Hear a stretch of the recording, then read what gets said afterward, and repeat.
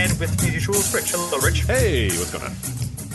Not too much. We are continuing our discussion of some of the weirdest NBA seasons ever. Of course, we're in the midst of the 2020 bubble season, the return to play after a 4-month break. So that's we talked about our previous episode, part one of this weirdest NBA seasons ever series. We talked about some of the more recent weird seasons. Now we're going to dive back a little bit into deeper NBA history and talk about some of the weirdest seasons of the first few decades of the NBA's history. Yeah, we in our part one we kind of talked about recent ones, the 2011 lockout, the 99 lockouts, and seasons in the 90s, some seasons early 90s as well, Michael Jordan retirements, all kind of more recent ones, and we're gonna dig deep for the weird now too. These are for the real heads here, so we're gonna get into some very odd seasons, some weird playoffs, some new teams. Just, those were like hey, the NBA, which has been super solid and super popular, they decide that this is gonna happen. This is like the NBA has no idea what they're doing at this point, with many things, and just things are wild and weird and crazy and definitely weird. So it's good that we're doing a part two here. Yeah. So we're going to go to the very first NBA season, 1950. The BAA and the NBL have merged. The 3-year-old BAA, the 12-year-old NBL. The BAA had previously rated several NBL teams. We'll get that a little bit more below. And there was, of course, interest from both leagues' owners in having control of all the top players to avoid bidding wars and higher salaries and all that kind of thing. So neither side is like super excited about necessarily joining the other side. The BAA traditionally big cities, not really into, having, Sheboygan and Waterloo, at Madison Square Garden. Oh, stop! Yeah. Have you ever been to Sheboygan? It's a lovely town that could definitely can handle a professional sports franchise, particularly an NBA franchise. So I'm sure the players would love to sign with the Sheboygan team. So yeah, well, that's to look back to bring back the Sheboygan team. Probably change their name, but the name's going to have to change, I think, unfortunately. Yeah, but otherwise, the city doesn't have to change. The city could just keep being as great as it is. So keep being Sheboygan, absolutely. We would not should be anything different. Yes, and NBL traditionally had the better talent, although that shifted a little bit with the defections of the Lakers and other teams into the BA before the merger occurred. So, the Lakers win the first NBA championship. They defeat the Syracuse Nationals 4-2 in the finals. That's not really a surprise because the Lakers had won the BAA championship in 1949, and when they were in the NBL, had won the championship the previous year. So they got George Mikan, a great roster of talent. Pretty good there. So, yeah, having George Mikan is a good strategy to in the late 40s and early 50s for sure. Yeah. So, there's 17 teams in the league. It's a weird 3-divisional structure. Basically, the 10 surviving BAA teams from the previous year played a really heavy schedule of games with each other and not much against the 7 former NBL teams, and kind of vice versa, with the exception of Syracuse, who regionally was in the Eastern Division with teams that were within its region that had been former BA. But other than that, the NBL teams for the most part were segregated into one division in the Western Division. So we'll talk through the setup. There were the Central Division was the Royals, who are now the Kings. They had first been in the NBL, but they had joined the BAA before the merger. So when they merged, they were a BAA team. The Lakers, basically the same boat. Originally NBL, but they jumped to the BAA pre-merger. Then the Chicago Stags, who were from the BAA, but they would fold after this first season. The Pistons, originally in the NBL, like the Lakers and Royals, they jumped to the BAA before the merger. And then the St. Louis Bombers, who, like the Stags, were BAA and folded after the 1950. With me so far, Rich? I am, yeah. So this is nice and easy. I get this. These are all pretty good teams. Okay, I got it. Things are going to get wild, though, aren't they?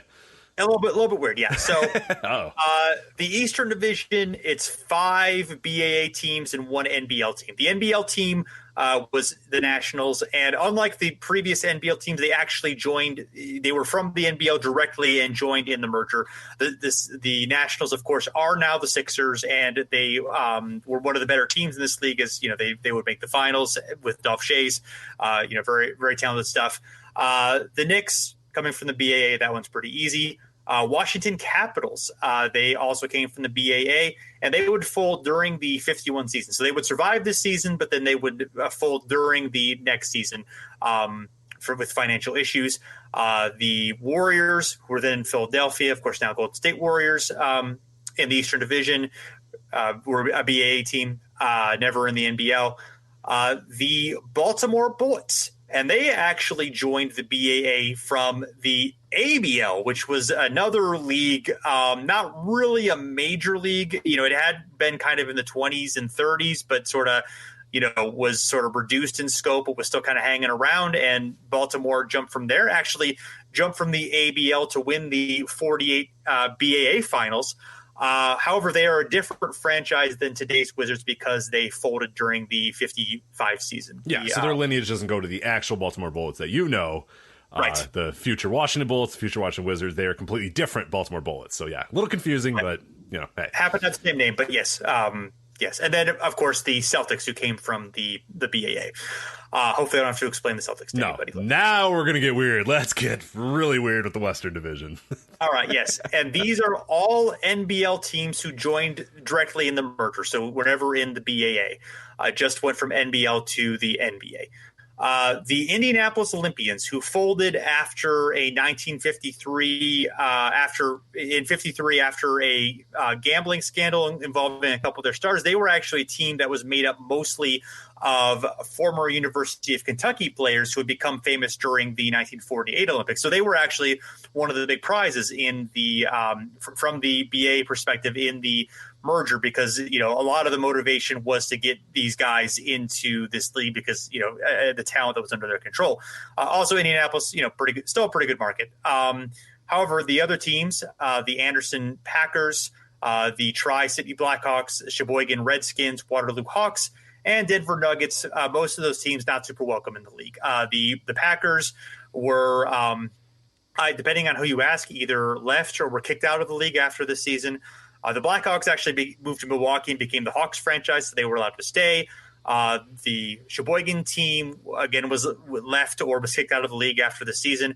The Waterloo Hawks, not the same as the current Hawks franchise, because that was the Blackhawks, also either left or kicked out of the league.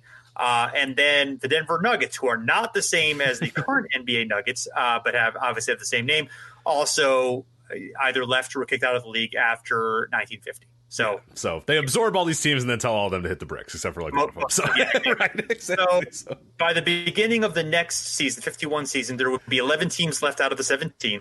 3 of them came directly from the NBL. 8 came from the BAA, but 3 of those teams had previously been in the NBL. And eventually, by the 55 season, we would get down to 8 teams, 5 of which had roots in the NBL. So.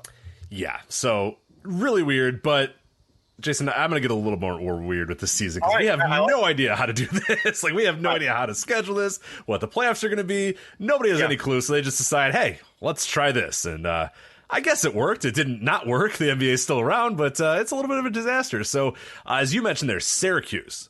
So the Syracuse franchise there, one of the NBL teams and a member of the Eastern Division, the Nationals, played a heavy schedule of 44 games against Western Division teams, not only just the Eastern Division teams. Okay. So even though they were in the Eastern Division, they actually played, the bulk. They had 68 games, 44 of them were against the Western Division. Yeah, which in when you're thinking about it, and you're mentioning those teams in the Western Division, you're thinking, man, those teams probably stunk, and they did. They stunk. And Syracuse was pretty good. And you're thinking, okay, well, that's going to be good because none of the teams there won half of their games played outside the division. And 4 of the 6 teams in that Western Division were well below 500. So they were bad. They weren't very good teams.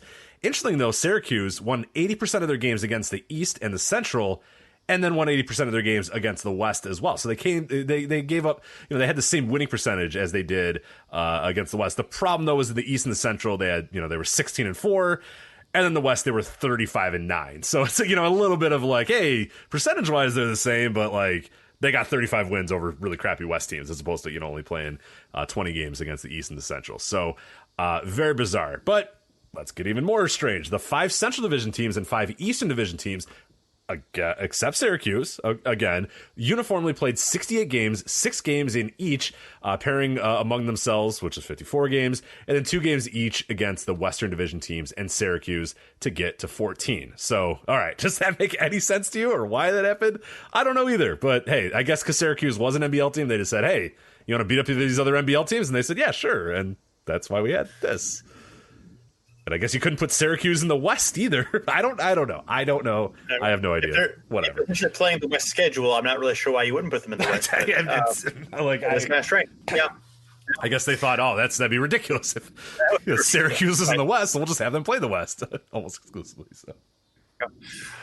Those trips to Denver, man, that had to be pretty tough in like 1950. You know what I mean? Well, probably why Denver didn't get invited back. Yeah, it's like I'm not inviting them back. It's a long way to travel. Denver, come on, yeah, it's, go through those mountains and stuff. Yeah, yes. So the Central Division, 2 teams on top, Minnesota and Rochester, were 51 and 17, and then the next 2 teams were tied for third at 40 and 28. So, to define first and third place, the Lakers played 1 game against the Royals, while the Stags played 1 against the Pistons, which was sort of a lead-in to the 1950 NBA playoffs.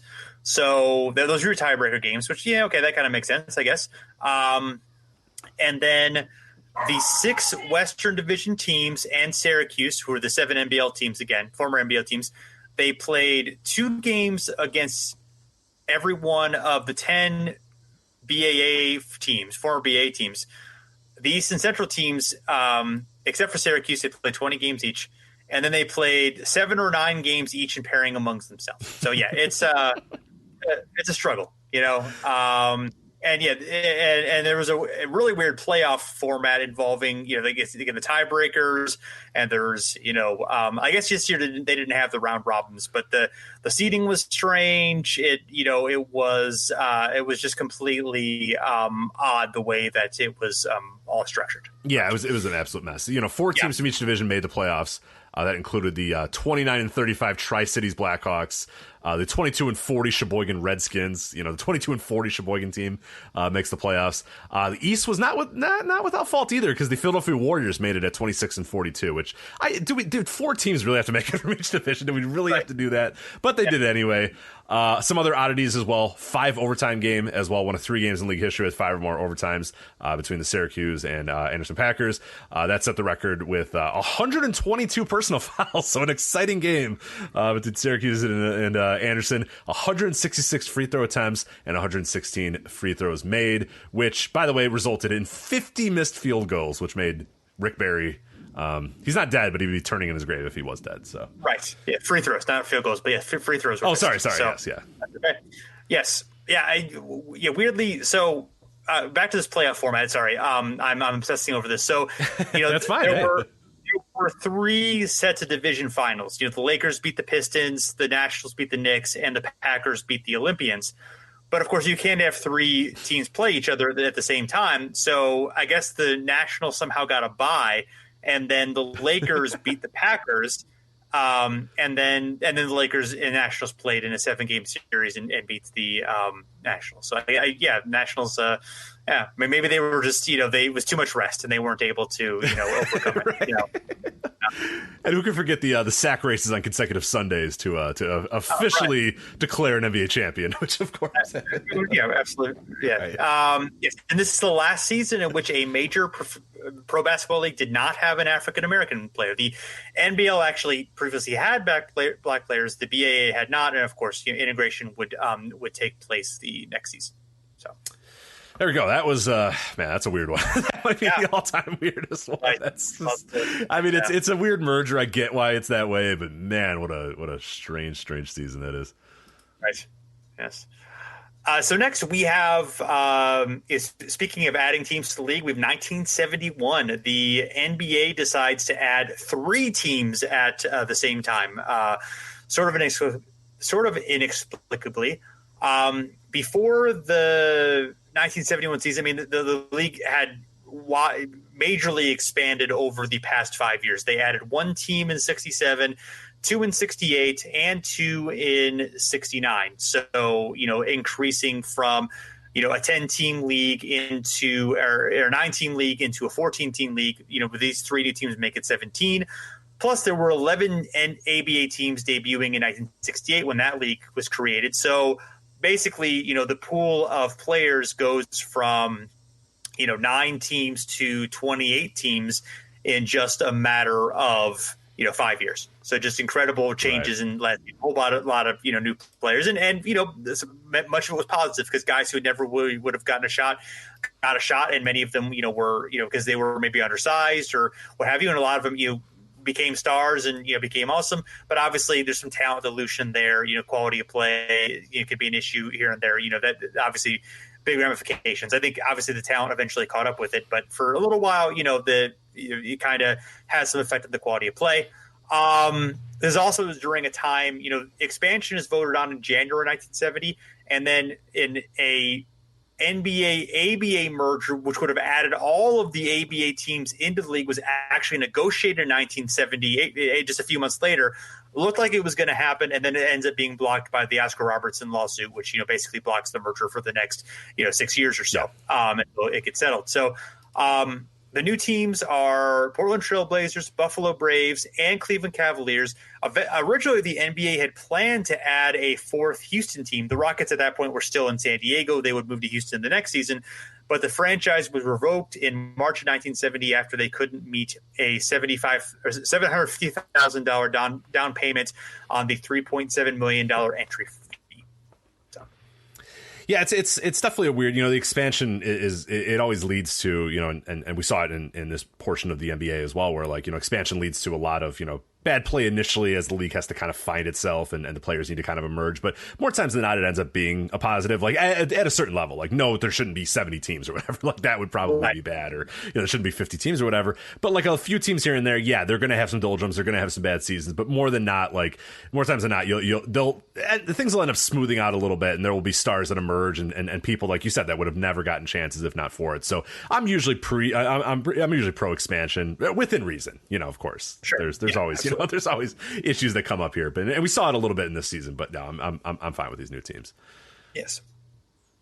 And so this also, for the first time creates conferences. Before the NBA was organized in divisions, 2 divisions, with, however many teams there had been. But this is the first time where there's 4 divisions, split into conferences. The Pistons and Bucks end up going from the East into the West, the Midwest division of the Western Conference. The Hawks go from being in the West, remember they had been in St. Louis up until a couple years previously, so they kind of gotten stuck out in the West, and they end up going into the Central Division of the Eastern Conference. So things would kind of shift over the remainder of the 70s, and by 1980 kind of settle into something similar to what we see today. But the playoff format was changed as well. Each division sent a champion and a second place team to the playoffs, no matter what the records were. So created odd situations this year where a 48-win Suns team, who were 3rd in their division, didn't make the playoffs, but a 41-win Warriors team, who were 2nd in their division, did. So this only lasted for 3 years. The NBA changed this in 74 to make it the best teams per conference rather than per division. Yeah, which is a much better. I mean, this way sucks. This is a bad way to determine your playoffs, and it, the way that they have now isn't perfect, but it has lasted the test of time. And yeah, there's some things you kind of have to work out and other things about the seeding or whatnot. But yeah, there's a reason why that has sort of been the prevailing way to declared the playoff eligible teams was all these other scenarios that they tried for many years, including this horrendous one here have went away and will hopefully never come back. So. Yes. And another odd in the playoffs, in the conference semifinals, the champion of each division played the second place team in the other one. So the division champ was given home court advantage. And all of them won and moved on to the conference finals. And in the finals themselves, they were played in alternating home game fashion, which is the second time and last time that it ever happened. The first was 1956. And in the finals, the Bucks, led by a second-year player, Kareem Abdul-Jabbar, he won his first NBA championship. They swept the Bullets in 4 straight games. The Bucks win their championship in only the 3rd season of his existence. That's still the fastest expansion team in NBA history to win a title. I doubt that's ever going to be broken. Bucks also the first Western Conference team to win the finals since 1958. The St. Louis Hawks having done so. Of course, the Celtics having won most of those obviously played a big role, but that's that I hadn't really even realized that. Interesting. And also it was the first NBA Finals not played in the state of California in 10 years. Yeah, that's finally getting it out of California is an important thing to do here for sure. I mean, they're a popular team. California does more. One last time as well. This is the first time participants playing in their first NBA Finals, as we mentioned, Dallas Mavericks, Miami Heat. 2006 NBA Finals here. So we also had some other weird stuff as well. Mounting pressure from the upstart ABA, which, as you mentioned, they try to do a merger, doesn't quite happen this season. And the ABA continues to take players from the NBA. Most notably, Kentucky's Dan Issel and North Carolina's Charlie Scott go to the ABA instead of the NBA. Dan Issel, of course, becomes an immediate star in the ABA. Eventually, once the ABA merges with the NBA, he still remains a star. But yeah, to pick up Dan Issel, who was a big deal in college at Kentucky, a big time player, a guy that everybody knew kind of was going to become a star, and Charlie Scott, not to be discredited either, a very, very good player, maybe not on the level of a Dan Issel, but I mean, these are two big gets by the ABA, and the ABA continue to just get these guys, guys that would just you wouldn't expect ever to take the money for this upstart league or whatever, would continue to go there. And yeah, Issel and Scott, just the next two guys to do it. Yes, and another key young talent, although this was going in the other way, Spencer Haywood, who had been a rookie in 1970 with the ABA's then Denver Rockets, would later become the Nuggets, ended up jumping to the NBA for the 1971 season, joining the Supersonics, signing a 6-year, $1.5 million contract. A couple problems with this. One, he had an agreement with the ABA. And two, the NBA had a rule that would not allow there was a 4-year rule, which meant that, a player could not play in the league until, he had completed 4 years of college, until his college class had, past 4 years. So there were lawsuits. Eventually a court issued a temporary restraining order against the NBA, allowing Haywood to play. But, the teams that the Sonics would play often would protest the games in which Haywood would play, deeming him an illegal player. The Bulls actually sued the Sonics for $600,000 in damages when Chet Walker was hurt in a game that Haywood played. It's not clear in the notes whether Haywood was actually involved in the actual injury or if the Bulls just said, well, he got hurt because he was distracted by a game, a player who shouldn't have been playing. Which I appreciate. Yeah, I appreciate that. It's a level of level of fuckery that seems pretty wild that Chet Walker was like, well, he was illegal. I couldn't focus. Yeah, that's just unbelievable. Yeah. It's like, the NBA Board of Governors actually considered even a punishment up to expulsion of the Sonics from the league for what happened. Eventually, later on in the season, the Supreme Court stepped in. They sided with Haywood. They basically continue that temporary restraining order against the NBA, and this leads to a settlement between the Sonics and the NBA that essentially ends the 4-year eligibility rule, allows Haywood to continue, and he'd be a really effective all-NBA star player for the Sonics for the next few seasons. Then, later in the 70s, there were drug issues, a trade to the Knicks that didn't go well, other issues for him. But, for a short period of time, he absolutely was, a big star or, a standout all NBA player for quite a while. Absolutely. Yeah. All-star every single year, averaging over 20 points a game every year, sometimes over 26. I think one time 29.2 or right under 30 points per game. So yeah, tremendous player, but yeah, a lot of rigmarole here that just seems like in hindsight just completely ridiculous. You know what I mean? Like knowing what we know now, and it's just like, why do you guys care that much? Just let the guy play. Like, who cares? But rules are rules, I guess, at that time. So that ends a very, very weird season. And speaking of weird, too, we're going to go classic again here. 1954 to 1955, the shot clock is introduced, and boy, do things happen. So in response, relatively slow pace of games, the NBA introduces a 24-second shot clock. And, well, it worked because scoring skyrocketed league-wide. Overall league scoring rose from 79.5 the year prior all the way to 93.1 points per game. And I think a surprise to most people at the time, because a lot of the stuff you read, a lot of the kind of feedback was that, like, guys are just going to take shots and they're just going to miss. But field goal percentage didn't drop. It actually rose from 37.2% to 38.5%. So people took more shots and they made more shots, which led, of course, to a lot more points. And teams attempted over 11 more shots per game. Surprisingly, though, free throws only moved to around 4 per game. So the free throws didn't explode as much as the shots did, but still a pretty interesting number there. The Baltimore Bullets, we mentioned them a little bit in the prior episode here. They drop out of the NBA. They officially fold on November 27th, 1954, after playing just 14 games. They were 3-11 that year. As we mentioned before, these are not the same Baltimore Bullets as today's Washington Wizards, rather just ABL, BBA, and future NBA team.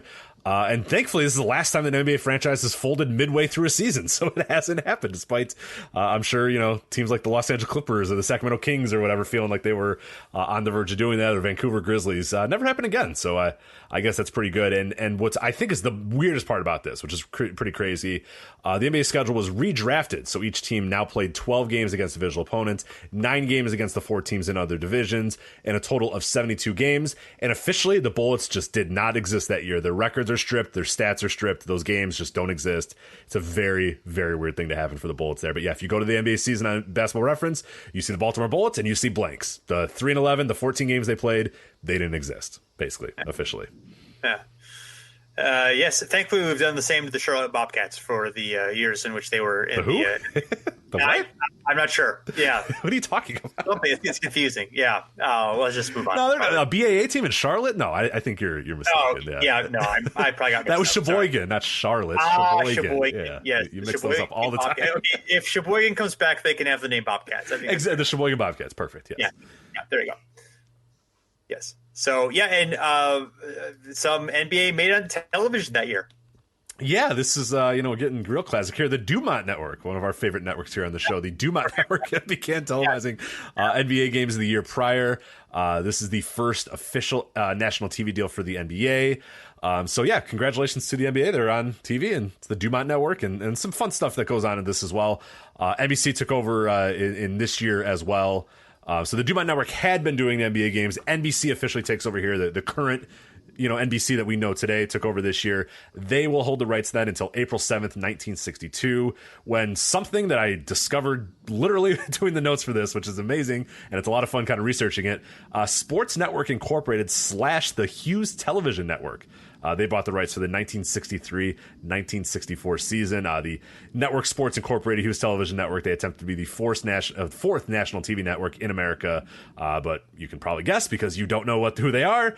They failed spectacularly. It did not happen. And they specialize in sports games, including most notably baseball. And they had a pretty cool idea. The revolutionary idea was they were going to broadcast away baseball games to their home city. So if you were a fan of the St. Louis Cardinals, they were going to give you Cardinals versus Cubs games, on television in your home, even though they weren't there, which is, again, like in hindsight, like, oh yeah, obviously, but at the time, a revolutionary idea for them to do, but the undertaking was way too much. And this league obviously could not do it very well. So NBC, as we said, in this year has the deal. They lose it in 1962, and NBC, of course, would not get the NBA back until 1999, and then thank God they got it back because we got Round Ball Rock. So, yes, absolutely. A couple other notable things. Milwaukee Hawks played their final season in Milwaukee before moving to St. Louis the following season. NBA would return to Milwaukee, of course, with the Bucks in 1968. Other oddities, the NBA players took their first steps to form a union ahead of the All-Star game of that year.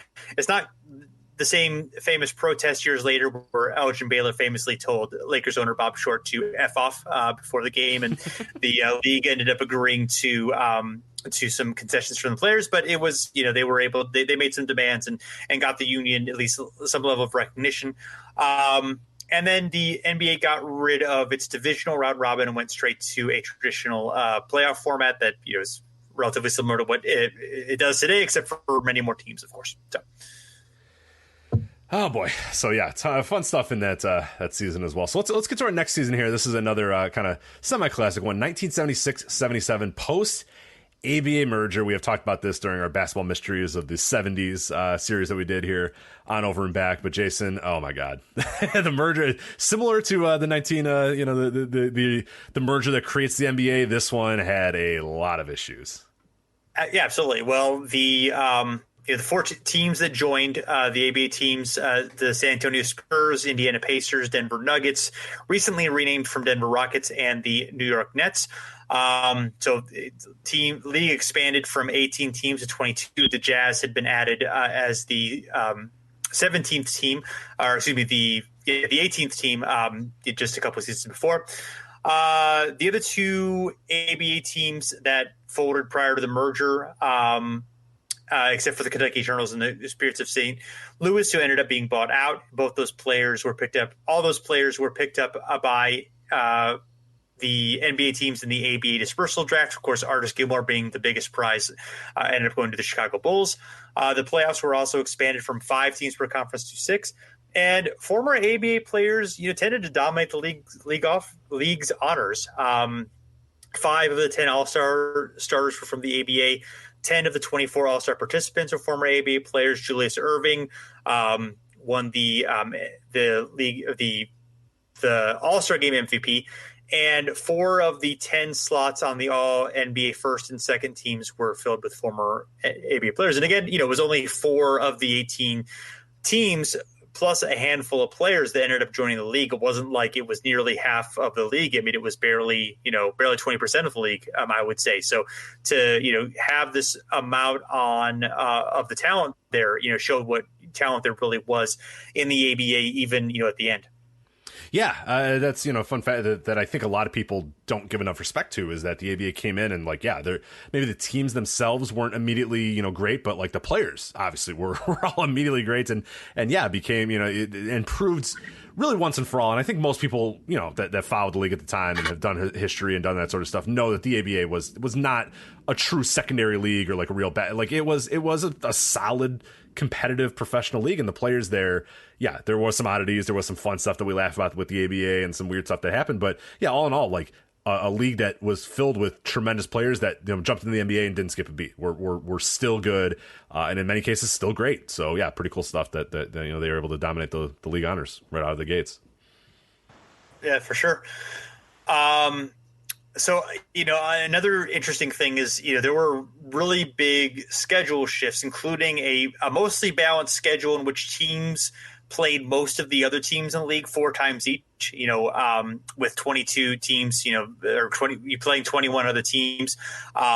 That was about 84 games. So, an 82-game season, you're playing mostly the teams 4 times, which, greatly increased the amount of travel because obviously you're playing the teams in the conference way more than you were. And this only lasted for 3 seasons. It ended after the 79 season. But I'm pretty convinced that this played a big role in the parity of these 3 seasons in particular. I mean, there was definitely more parity starting in 75 and 76, but it really amped up a lot in 77 through 79. And I think that has to be part of, what happened. Obviously, the ABA coming in and the merger and the way that talent was distributed played a factor too. But I really think I just kind of know, that just makes a lot of sense to me. Absolutely. No, I 100% agree. The finals, the Portland Trailblazers make their first playoff appearance and end up winning their, first and right now only NBA championship. Became the second team in history after the 69 Celtics to win the finals after dropping the first 2 games. And in fact, swept after losing the first 2 games. There were 5 former ABA players in that finals, Irving, George McGinnis, and Caldwell Jones for the 76ers, and Maurice Lucas and Dave Twardzik for the Blazers. And of course, the highlight of, Bill Walton's career, emerging from the injuries that he had in his early seasons and, being the, winning the championship, winning the MVP the next season. And unfortunately, of course, following up with lots of injuries, for him, that would dog him for most of the rest of his career. Some of the other oddities of the season, we have a huge trade right at the day before the season as Julius Erving is traded from the Nets to the Sixers for $3 million, which really upends the balance of power in the league. It turns the Sixers, who are already a very good team, into, potentially a super team. They underachieved to a degree, but of course, they would still make the finals and, took a 2-0 lead in that final. So they, accomplished a decent amount there. Twins Dick Van Arsdale and Tom Van Arsdale of Phoenix play their first NBA game as teammates. Buffalo traded Bob McAdoo, had just been the MVP 2 seasons ago, to New York. Another huge shakeup in talent and kind of ending, what was really a promising, Braves team just a couple seasons ago that looked like they, could be the future of the NBA, somewhat to a degree of, kind of the Orlando Magic of the 90s. I think there's some parallels there in terms of, kind of the young guys they had there. Ted Turner buys 55% of the Atlanta Hawks. Yeah. Gives us Giant Gonzalez in the future. So yeah, the gift that keeps on giving. Right. It is. It's literally, yeah. El Gigante, I should say. Well, eventually Giant Gonzalez. Yeah. But eventually, yes. There's all roads eventually lead to Giant Gonzalez. Exactly, right. I understand. So fantastic.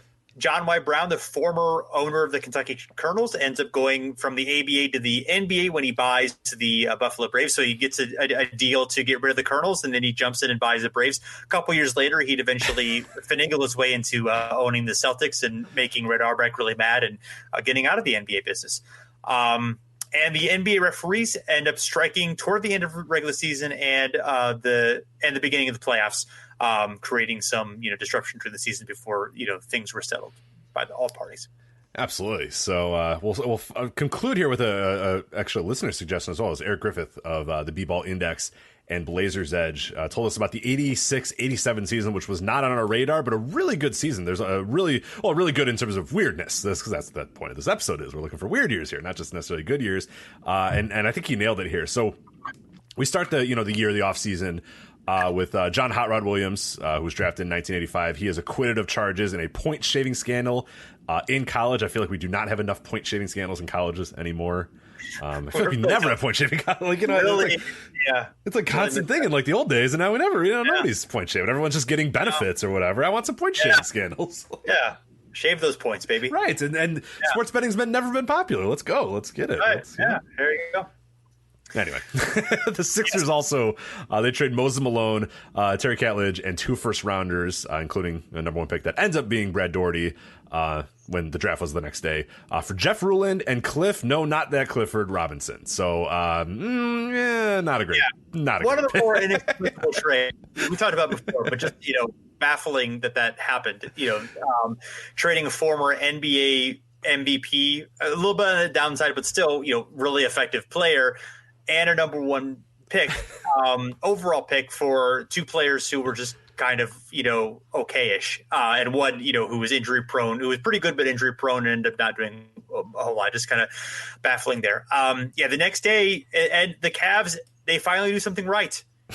No longer, Ted Stepien's out there anymore, but they end up, along with Brad Daugherty, they end up also drafting Ron Harper and Mark Price, which basically gives them... what a draft. My God. Yeah. I mean, basically the 3 best NBA careers among the first 25 picks. Now, Sabonis is 24th, but he doesn't come along for a decade. So I would say that overall the 3 careers are ahead of his, even if the talent he's there. And Rodman wasn't until 27th. So yeah, it's a weird draft. I mean, there actually is quite a bit of talent there, but it's all like second round and like deeper type talent. So, but yeah, the Cavs, they get basically their young core, or guys that they would trade for their young core, that leads to them having like really solid or pretty good, rising teams, in the early to mid 90s. Yeah, I mean, that's anytime you can get like, you get 2 good players in a draft, that's one thing. 3 good players, and like not even just like good like rotation pieces, like the top, Brad Daugherty, Mark Price, and Ron Harper, who would all, as you said, like become cornerstones of that franchise, all star level players. Like that just rules. What a great draft that was for the Cavaliers. Hey, look, the Cavaliers doing something good for the first time in their entire franchise history, basically. Right. So there's a few little spots here and there, but yeah, for the most part, good stuff there. But not good stuff here. Number 2 overall pick in the NBA draft, Len Bias, dies of a cardiorespiratory arrest from a cocaine overdose just days after the draft as well. Just a terrible, terrible story there. And again, another sort of snake-bitten Boston Celtics thing here with, okay, they're already a really good team, and now they get the number 2 pick. Oh, man. And then they get Len Bias, and it seems like, oh, geez, like the Celtics are just similar to Reggie Lewis. Like they're ready to go for the next decade. And then, of course, this happens, and a real tragic story, and a real telling story, too. And I think, in a way, maybe... if you take any positive from it, is that it let everybody kind of wake up to, okay, what's going on with this NBA? Like, what's going on with basketball? What's going on with sports and cocaine and athletes and stuff? I mean, it didn't stop, obviously, but I think it shined a light that this is a real issue amongst all sports leagues, and we saw it clean up hopefully a society in general. Yeah. No, for sure. Yeah. So that summer TNT ended up picking up NBA broadcasts for the first time, with a relationship that continues today, obviously. Julius Erving announced his retirement on the eve of the season and ended up getting, a huge farewell tour, which was a really big deal at the time. And he was one of the biggest stars in the league's history. Of course, he kind of was, I think, the spark that sort of, started the fire, that was, continued with Magic and Bird, especially Jordan. But he was definitely, brought the ABA style over, and, with a merged league that ended up, really growing the league, and kind of bore the fruits of the initial real growth of the league sort of toward the end of his career. And then January 1987, Mitchell Wiggins and Lewis Lloyd of the defending finalist Rockets ended up being suspended after a failing drug test, which is big, damaging to that team that was definitely a finals contender, or seemingly at that point. Obviously, injuries for Ralph Sampson also played a big role there. Later that month, number 3 pick Chris Washburn of the Golden State Warriors also enters drug treatment, dealt with drug issues, and had considered one of the bigger busts in NBA history for a relatively short career. February 1987, the Lakers took a 29-0 lead in a game against the Kings, which was a record start there. Obviously, won that game in quite a blowout. Just a week later, Alex English of the Denver Nuggets sued Kareem Abdul-Jabbar over $150,000 in debts. Must have been a good friend to let somebody borrow $150,000. That's a weird time to ask, Jason, but can I borrow $150,000 from you? Answer after the show. After the show, we can talk. Yeah, sorry. It's a weird time to do it. I should have just waited. Sorry. I appreciate that. Yeah. We'll hit that part. So, April 1987, huge drug scandal involving the Phoenix Suns. Although it ended up really being more of an embarrassment than any legal repercussions. But, a grand jury in Arizona indicted, current or former Suns players James Edwards, Jay Humphreys, Grant Grondrazik, Garfield Hurd, and Mike Brett. Walter Davis ended up testifying before the grand jury, entering drug treatment. Obviously, I'm sure he was very popular among his teammates for narking on all of them. Yeah, that probably didn't go over well, but hey, yes. I guess I'm glad he did. He might have saved some lives here, but still. Yeah. Probably didn't go over well. The story was dubbed Waltergate and got national news coverage, huge damage to the team's reputation. But it turns out that later that summer, the case really started falling apart. Davis really didn't have good details in his testimony, and no defendant in the case went to trial. Edwards and Humphreys did join a drug counseling program, and Gondrezick was pleaded guilty to tampering with a witness and got 3 years of probation. But outside of that, not really, embarrassment. The Suns ended up changing ownership and then trading almost all of their players, and getting Kevin Johnson and and kind of rebuilding from there in Tom Chambers. But yes, it was, and given all of the drug things that were happening during that time, obviously another embarrassment for the league. But in terms of, legal implications, not very relatively minor ones. Absolutely. Yeah. But just another, just in a long line of this year, just crazy the amount of stuff going on this year, especially the drug issues in the NBA and just really taking over the NBA. But some positive news or some fun news here. Sub 500 Sonics make it all the way to the Western Conference Finals despite not having an arena for their first round matchup, which is pretty crazy. Yeah, sub 500 team making the Western Conference Finals is rare in itself. Team doing so without really much having a home is equally crazy. So for sure. Burden and McHale played through injury at a huge cost. Obviously, ended up kind of derailing, I think, the last parts of their careers and really kind of putting an end on the Boston Celtics, reign of dominance in the NBA. Magic breaks through for the MVP. The bad boy Pistons are a thing now. Jordan becomes the second player ever to score 3,000 points in a season.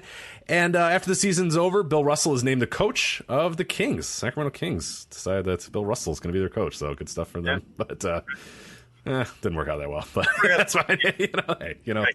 Yeah. Yes, but it's really noteworthy. He hadn't been coaching like 15 years. He'd been doing broadcasting. He recently become the GM of the team, so he was also, I think maybe he was the coach and then was later became the GM. I forget how it worked, but I think you're right. Yeah. Yeah.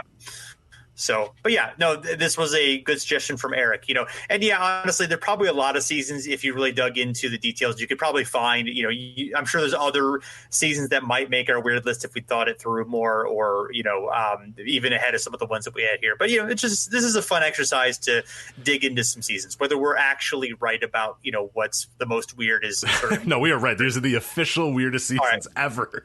All right. No, absolutely. Exactly. It's just like, yeah, it's tough to, yeah, but we're if you have one, let us know. Of course, you mentioned at Over and Back NBA on Facebook and Twitter. Let us know if there's a weird NBA season that you pick out. Because yeah, like we said, Eric gave us this one, and I'm thinking, that's a weird. I don't know. I don't really know anything about that one. And then digging in, I was like, it's pretty weird. Good. And you know what? There's no criteria. What you think is weird is weird. So hey, let's embrace the weirdness that is 2020 by picking out other weird seasons. I think that's perfectly fine. Let's all keep it weird. Absolutely. Yeah. Let's keep NBA history weird. So. All right. Well, thanks everyone for listening. As Rich mentioned, you can follow us on Twitter and Facebook at Over and Back. You can find us at the Step Back at fansided.com. Some great stuff there, including our podcast, and just check out what we're doing. And if you like what we're doing, leave us a rating and review. They are helpful to spread the word on what we're doing. So until next time, thanks for listening. We'll be back again soon.